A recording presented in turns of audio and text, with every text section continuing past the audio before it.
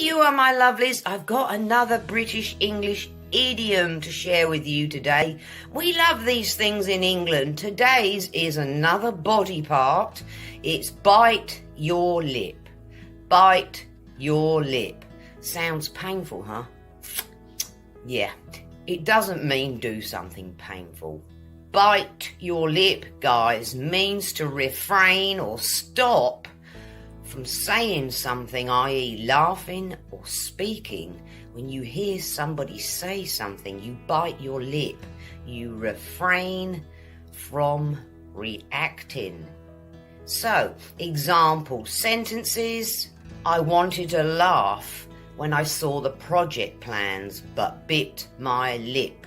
I wanted to laugh when I saw the project plans, but I bit my lip. All right, one more example, guys. We had to bite our lip when the manager yelled at us for losing the account. We had to bite our lip when the manager yelled at us for losing the account. All right, my lovelies, be careful biting your lip. See you next time. Bye.